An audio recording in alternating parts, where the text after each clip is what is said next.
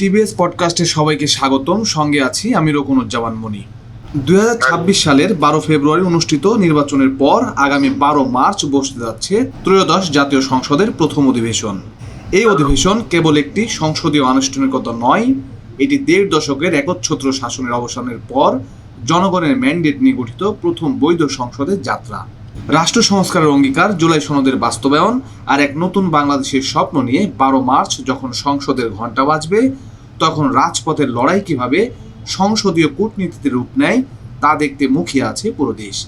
আজকের পডকাস্টে আমাদের আলোচনার বিষয় 12 মার্চের প্রথম অধিবেশন এবং বিএনপির সামনে আগামী চ্যালেঞ্জ। আমাদের সঙ্গে যুক্ত আছেন লেখক ও গবেষক আলতাফ পারভেজ। আপনাকে স্বাগতম। ধন্যবাদ। আমি শুরুতে একটু জানতে চাই, দীর্ঘ 20 বছর পর বিএনপি একক সংখ্যাগরিষ্ঠতা নিয়ে সংসদে ফিরছে। 12 মার্চের প্রথম অধিবেশন ঘিরে আপনি যদি একটু মূল্যায়ন করেন, বা আসলে আমরা কেমন দেখতে যাচ্ছি 12 মার্চের অধিবেশনটা তো আসলে বহু প্রত্যাশিত মানুষ প্রত্যাশার সঙ্গে দেখবে, এটা সত্য, কিন্তু এটা খুব ছোট একটা অধিবেশন হবে ধারণা করা যায়। এতে স্পিকার, ডেপুটি স্পিকার নিয়োগের ব্যাপার হবে, আর বিরোধী দল সম্ভবত সংবিধান সংস্কার পরিষদের ব্যাপারটা নিয়ে আলোচনা তুলবে। এটা বিএনপি কি অবস্থান নিবে এখনো স্পষ্ট না, তবে বিএনপির দিক থেকে কিন্তু সংবিধান সংস্কার বিষয়ে একটা রোড ম্যাপ তার মতো করে এখনই জানানো দরকার আমি মনে করি। কারণ এটা তো জুলাই আশঙ্কা, জুলাই গণঅভ্যুত্থানের প্রত্যাশা, জুলাই সনদের বিষয়ের সাথে যুক্ত। সেগুলো নিয়ে ঐক্যমত্য কমিশনের নামে আলোচনা হয়েছে। কিছু কিছু বিষয়ে তো বিএনপি ঐক্যমত্য পোষণ করে এসেছে এবং সেরকম অনেক বিষয় গণভোটে আছে। ফলে এখন গণভোটের যুক্ত হওয়ার পরে সংস্কার পরিষদ কিভাবে গঠিত হবে এই বিষয়ে তো বিএনপির কিছু বলার আছে, কিন্তু তারা তো শপথ নেয়নি সংস্কার পরিষদের সদস্য হিসাবে। কিন্তু সংসদের প্রথম অধিবেশনে বিরোধী দল যখন বিষয়টা উত্থাপন করবে, বিএনপিকে দেশবাসীর উদ্দেশ্যে একটা রোড ম্যাপ জানাতে হবে যে তারা জুলাই সনদ বিষয়ে, গণভোটের বিষয়ে তাদের অবস্থান কি, তারা কিভাবে ধাপে ধাপে সংস্কারগুলো করতে চায়। সংস্কার তো কিছু করতে হবেই, এটা নিয়ে তো কোনো কিছু হওয়ার জায়গা নেই, কিন্তু বিএনপি নিজে কিভাবে এই ব্যাপারটা করতে চায় সে বিষয়ে এখনো সে স্পষ্ট করে কিছু বলেন, এইটা তাকে বলতে হবে, না হলে বিরোধী দলের সাথে তার উত্তেজনা আরো বাড়বে।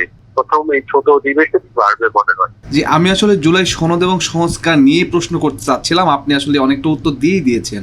সেখানে আমি আরেকটু জানতে চাই যে আসলে জুলাই সনদ এবং সংস্কারের যে অঙ্গীকার বিএনপি নির্বাচনে আগে করেছিল, তার আসলে কতটুকু প্রতিফলন আমরা এখানে দেখতে পাবো। আর একই সঙ্গে একটু জানতে চাই যে দ্বিকক্ষ বিশিষ্ট সংসদ এবং প্রধানমন্ত্রীর ক্ষমতার ভারসাম্য, এই দুইটা বিলের কোনো সম্ভাবনা আছে কিনা এই অধিবেশনে? আমার মনে হয় জুলাইয়ের আকাঙ্ক্ষা নিয়ে তো বিএনপি ভিন্ন মতের সুযোগ নেই, কারণ বিএনপি তো জুলাই চেতনাকে ধারণ করে এবং সে ভোটের পক্ষেও বলেছে নির্বাচনকালে তারেক রহমান, এবং জুলাই ঐক্যমত্য কমিশনের বৈঠকে অনেক বিষয় তারা একমত পোষণ করেছে। অনেক বিষয় তাদের ভিন্ন মত ছিল, সেগুলো হয়তো তারা পার্লামেন্টে করতে চাইবে না, কিন্তু যতটুকু তারা ঐক্যমত পোষণ করেছে সেটা তো তাদের অনুমোদন করতে হবে। অনুমোদন করতে হলে জুলাই সংবিধান সংস্কার পরিষদে তাদের শপথ নিতে হবে। তারা বলেছে যে শপথটা নেওয়ার আগে তারা প্রয়োজনীয় আইনগত বিষয় প্রতিপালন করতে চায়, কিন্তু এই পুরো প্রক্রিয়াটা নিয়ে যেহেতু বিরোধী দল তাদের অঙ্গীকার নিয়ে প্রশ্ন তুলছে, জুলাই সনদের ব্যাপারে তাদের অবস্থান নিয়ে প্রশ্ন তুলছে, ফলে বিএনপি দ্রুতই এই বিষয়ে একটা রোড ম্যাপ ঘোষণা করবে, এটাই সবার প্রত্যাশা। এটা থেকে পিছু হটার সুযোগ নেই। বিএনপি পিছু হটতে চায় বলে আমার মনে হয় না, কিন্তু তাদের নিজস্ব কিছু অবস্থান আছে। যেহেতু নোট অফ ডিফেন্স সহ যে প্রস্তাবগুলো গণভোটে চলে এসেছে সেগুলো তো তারা মেনে নিতে চাইবে না, এটা অস্বাভাবিক নয়, কিন্তু তারা কি চায় সেটা দেশবাসীকে এখন তাদের জানান। দ্বিকক্ষ বিশিষ্ট পার্লামেন্টের উচ্চকক্ষ কিভাবে গঠিত হবে এই নিয়ে বিএনপি এবং বিরোধী দলের অবস্থান ভিন্ন, সেটাও আমার মনে হয় বিতর্ক উঠবে এবং মনে হয় না বিএনপি এই অবস্থান থেকে সরে আসবে। কিন্তু এইটার ফয়সালা কি হবে সেটা বলা মুশকিল। বিরোধী দল এই বিষয়ে নিশ্চয়ই জোরাজুরি করবে, চাপ দিবে। তো এবার আমরা দেখতে পাচ্ছি যে সংসদে বিরোধী দল হিসেবে জামায়াতে ইসলামী ও এনসিপির মতো শক্তিশালী মিত্ররা আছে। এইখানে আসলে তাদের যে বিরোধী অবস্থান হবে সেটা সংসদীয় বিতর্ককে কতটা প্রাণবন্ত করতে পারবে বলে আপনি মনে করেন? না, এবার একটা ভালো সংসদ হবে, কারণ বিরোধী দল শক্তিশালী থাকলে এটা দেশের জন্য ভালো, এমনকি প্রধান দলের জন্য ভালো, যারা সরকার গঠন করে তাদের জন্য ভালো, কারণ সক্রিয় বিরোধী দল প্রধান দলকে সতর্ক রাখে, সজাগ রাখে, ফলে তাদের পারফরমেন্স ভালো হয়, জনগণকে যে কোনো দুর্যোগে সংকটে তারা দ্রুত সেটা ফয়সালা করতে পারে। ফলে আমি মনে করি এবারের সংসদ একটা প্রাণবন্ত সংসদ হবে। এখন মুশকিল হলো বিরোধী দলগুলো তাদের সমস্ত বক্তব্য বা ভিন্ন মত বা চাওয়া সংসদের মধ্যে সীমিত রাখবে না রাজপথেও টেনে আনবে। আপাতত আমার যেটা মনে হয় বিরোধী দলগুলো এখনই বিবাদমান বিষয়গুলি নিয়ে রাজপথে নামবে না, তারা জাতীয় সংসদে এগুলোর ফয়সালা করতে চাইবে। সংসদে তারা সক্রিয় বিরোধী দল হিসাবে একটা ইমেজ করতে চাইবে এবং দায়িত্বশীল বিরোধী দল হিসাবে একটা ইমেজ করতে চাইবে। এটা প্রাথমিকভাবে আমার এটা অনুমান আছে। ডক্টর ইউনূস সরকার নেতৃত্বাধীন অন্তর্বর্তী সরকারের নেওয়া অনেকগুলো সিদ্ধান্ত অধ্যাদেশ এই অধিবেশনে পেশ করার কথা রয়েছে। সেই ক্ষেত্রে বিএনপি কি ঢালাওভাবে এগুলো অনুমোদন করবে নাকি কোনো পরিবর্তনের পথে হাঁটবে? আপনার কাছে কি মনে হচ্ছে?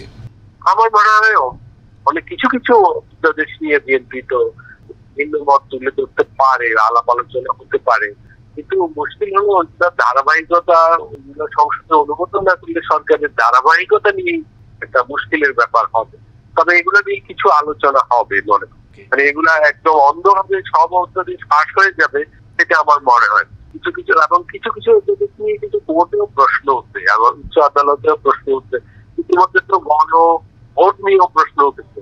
তো গণভোট তো একটা অধ্যাদেশের মাধ্যমে হয়েছে, তো সেগুলো নিয়ে তো আলাপ আলোচনা মানে হবে, সংসদেও হবে, এবং কোন আলোচনা কাকে গাইড করবে সেটা বলা মুশকিল আছে। আমি আসলে শেষ প্রশ্নটাই আপনার কাছে করতে চাই যে সাধারণ মানুষের কাছে কিন্তু সংসদ মানে আমরা যতটুকু তাদের সাথে কথা বলে বুঝি যে দ্রব্যমূল্য নিয়ন্ত্রণ ও সুশাসন। এবার অধিবেশনে সাধারণ মানুষের জীবনযাত্রা মানোন্নয়নে কোনো বিশেষ ঘোষণার প্রত্যাশা কি আমরা করতে পারি? দেখুন, আমার যেটা মনে হয় এদেশের সাধারণ মানুষের জায়গা থেকে যে অভিজ্ঞতা, এদেশের সাধারণ মানুষ মনে করে না যে সরকার, সংসদ, বিরোধী দল তাদের জন্য বড় কোনো পরিবর্তন নিয়ে আসবে। কিন্তু জুলাই অভ্যুত্থানের পরবর্তী এত প্রত্যাশার সরকারই তো তেমন কোনো পরিবর্তন করতে পারে না। মানুষ শুধু এইটুকু আশা করে মব সহিংসতা হবে না, আইন শৃঙ্খলা পরিস্থিতি একটু ভালো থাকবে, রাস্তাঘাটে চিন্তায় এগুলো কম হবে, এইটুকুই মানুষ সরকারের কাছ থেকে দেশে মানুষের চাওয়া এখন অতি কম, অতি ন্যূনতম। আমার এই মনে হয় না যে সংসদের কাছে মানুষ খুব বেশি চায় বা এই সংসদও খুব বেশি দিতে সক্ষম, কিন্তু ন্যূনতম চাওয়াটুকু যেন পূরণ হয় সেটি যেন মানুষ আশা করে। যে আমাদের সময় দেওয়ার জন্য আপনাকে অসংখ্য ধন্যবাদ। দর্শক, আপনারা কষ্ট করে শুনলেন, আপনাদেরকে অসংখ্য ধন্যবাদ। এর পরবর্তী সময় আমরা আবারও যুক্ত হব নতুন কোনো বিষয় নিয়ে।